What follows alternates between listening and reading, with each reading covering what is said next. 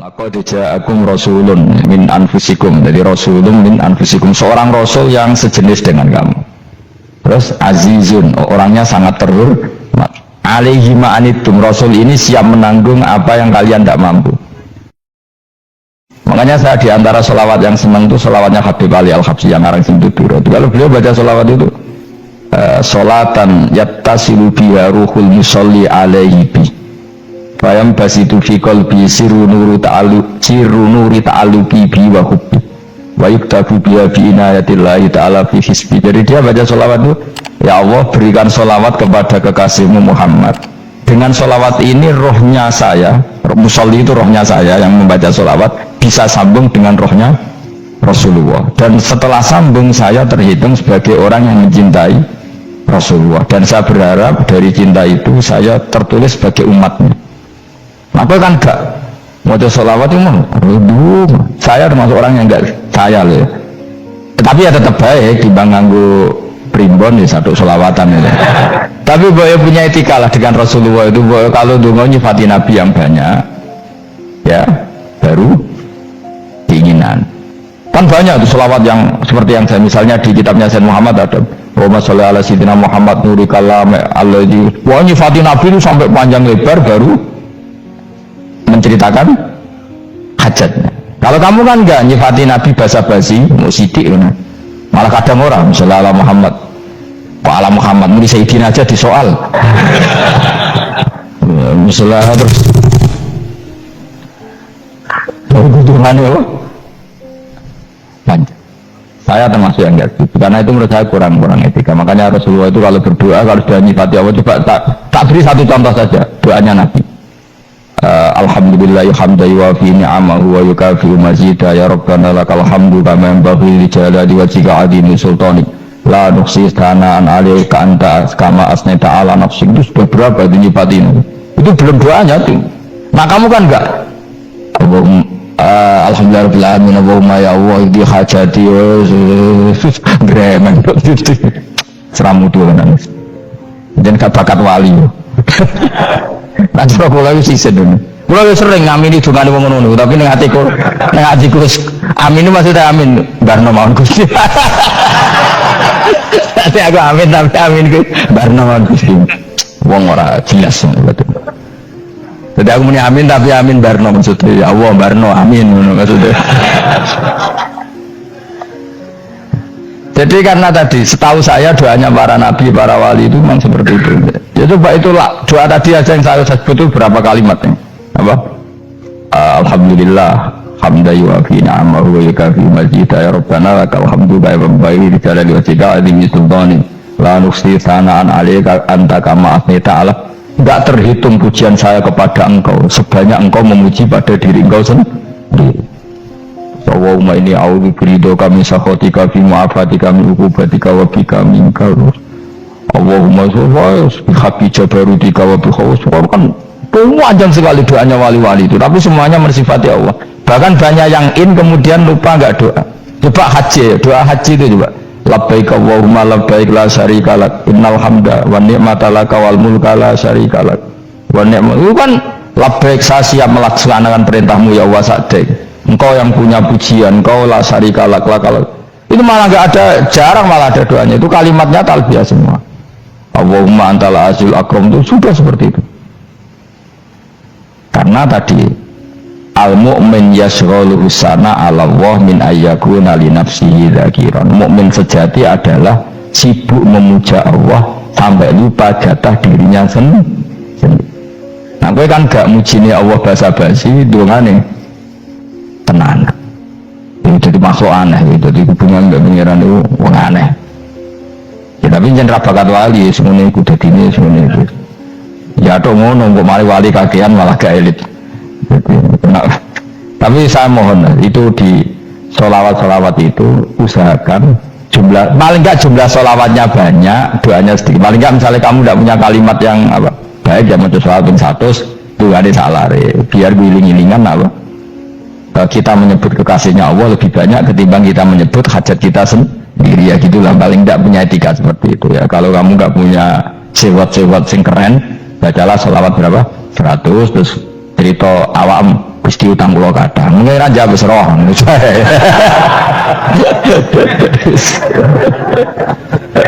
Tapi kan kita menyebut kekasihnya sampai 100, nyebut utang bisa. No coba nyebut kekasih bisa, nyebut utangnya 1. Berarti yang nak ditakoki pangeran, kowe nyebut kekasih piro bisa, nyebut utang 100, dasar rayu utang ya ada, saya termasuk orang yang nggak setuju tadi.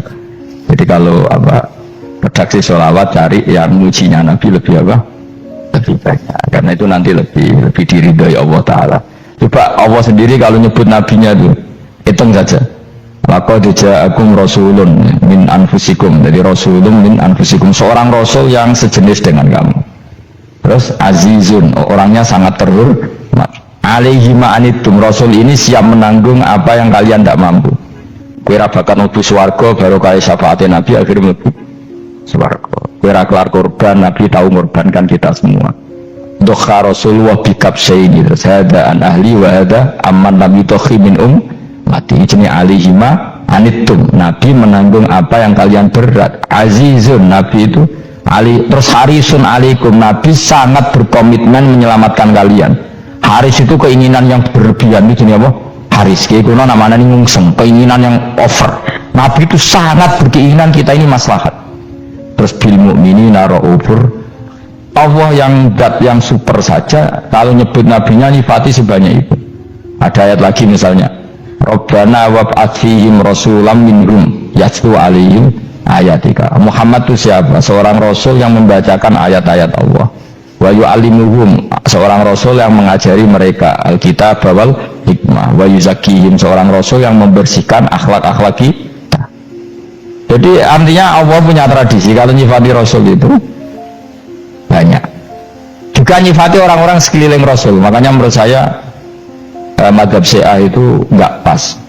Karena Allah kalau nyifati Rasulullah itu jika nyifati orang-orang di sekeliling Rasulullah, dan itu dengan pujian, yaitu Muhammadun Rasulullah walladzina ma'ahu asyidda walal kufar ruhama'u bainahum tarahum ruk'an sujada yabawuna fadlan minallahi warid wa nasimahum fi wujuhim min atharis sujud. Itu kan panjang sekali, dan orang-orang sekeliling Muhammad adalah begini.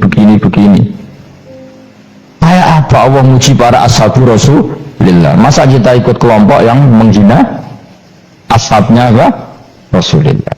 Makanya kita tetap mazhab ahli sunnah wal jamaah, yaitu mencintai semua sahabat, karena Allah saja yang Tuhan mensifatinya dengan sehormat itu, mensifati ashabu Rasulillah, disifati orang-orang yang saling kasih sayang sama orang mukmin.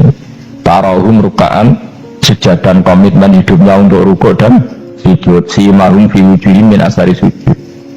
Sudah asari sujud tak usah diterjemah, nanti sensitif. Cuma setahu saya asar sujud itu nanti setelah di akhirat orang sering sujud itu jabahnya itu ada nurnya. Tapi kalau ada yang nafsirkan asari sujud itu warna tertentu ya semua itu sensitif. Yang jelas asari sujud itu ya sudah seperti itu. Seneng kamu kok kasut. Kowe nyen provokator, nah ono apa ya? Ada hal yang begitu terus mau berlebihan. Teke yakisimun. Nah, kalau ada kepentingan pokoknya ayat si mahum fi wujuhim min asaris sujud, bahwa dalam jabahnya itu ada asaris sujud. Itu masyhur kan, saya terangkan ya, tapi gue jauh sensitif loh, biasa wae. Suatu saat Rasulullah itu ngendikan begini, nanti saya kata Nabi akan nyafati kalian semua. Sahabat-sahabat tanya, ya Rasulullah dengan sekian miliar orang bagaimana kamu mengenali kita? Saya ulang lagi, suatu saat saya nanti akan nyafati kalian karena saya kenal kalian. Maksudnya di akhirat. Ya apa? Di akhirat. Terus sahabat tanya, ya Rasulullah bagaimana engkau mengenali kita sementara nanti di akhirat bermiliar-miliar orang gitu. Terus Nabi ngendikan gini, jika kamu punya unta dengan tanda tertentu, saya ulang lagi, jika kamu punya unta punya tanda tertentu, dalam jidatnya ada begini, dalam tangannya ada gini, dalam kakinya ada gini, maka apa kamu bisa membedakan untamu dengan unta orang lain? Ya bisa ya Rasulullah, karena unta kita khas. Misalnya kaki depannya ada putihnya, kaki belakangnya ada putihnya, dalam baduknya ada putihnya. Kata Nabi, inna ummati yut'auna yaumal qiyamati hurran muhajjalin min asaril wudu. Nanti umatku nanti wajahnya juga bersinar, tangan kakinya juga bersinar. Jadi asar itu saya pastikan secara riwayat itu akhirat, tentang akhirat. Tapi bahwa yang di dunia ada yang memulai asar itu gue monggo mawon. Loh itu bagus kan, artinya ekspresi percepatan. Enggak apa-apa loh, daripada kok gue jelas ini gitu. Maksudnya ya orang ngetok ya panjang jarang sujud tenan. Wes ora usah sensitif, tapi yang jelas ya nanti. Ya sebenarnya kiamat ruang samu. Nanti hisab itu nanti kalau hitung hanya sekitar 3 jam. Hisabnya sak dunia itu hanya sekitar, karena malaikat itu tidak kesulitan sama sekali. Pak Warai ya, ini nggak akan salah saya dalam hal ini karena riwayatnya sahihah. Kenapa hisab itu hanya butuh mau rubu'un nahar, 1/4 dari siang? Enggak, anggap saja siang itu 6 jam atau 12 jam, itu aja terserah. Kalau 12 separuhnya kan 6 ya, seperti 1/4-nya berarti 3.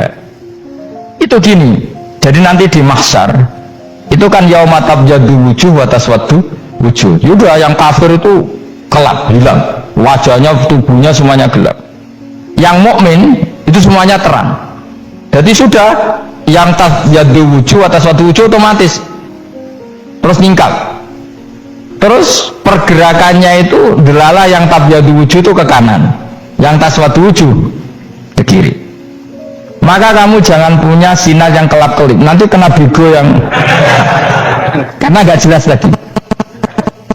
Maka kamu harus sinarnya yang sejelas-jelasnya, ghurran muhajjalin min asaril. Bila perlu nur kamu sampai menembus langit saat itu. Makanya ketika orang mukmin sudah nurnya ada di muka, ada di tangan, masih ngendikan Rabbana atmim lana nurona, karena takut masih kena bego tadi. Karena kalau hanya wudhu tok, sikil tok kan, bayangkan di miliaran orang kan bisa agak kelihatan. Tapi kalau nurnya sampai nembus langit kan, itu siapa kok nurnya sampai, kan malaikat langsung tahu. Karena hafal Quran, alim kan insya Allah nurnya itu. Sama zaman itu masih berdoa, Rabbana atmim lana, sempurnakan nur kami. Karena nanti identifikasi malaikat berdasar tadi, kalau ada nur berarti diletakkan ashabul yamin, kalau nggak ada nur ashabus shimal. Nah malaikat yang dibawa biku itu kira-kira detail nggak? Dugaan saya kalau kelap-kelip pasti kena simal. Wah ini partai kiri gitu kan. Pemenang yang wudhunya mau dulet sirah kok sidik. Karena anak madzhab Syafi'i. Sebetulnya meskipun itu sebaiknya kalau basuh sirah itu kabeh benora kelap, mana aneh bebas terus dulat kok.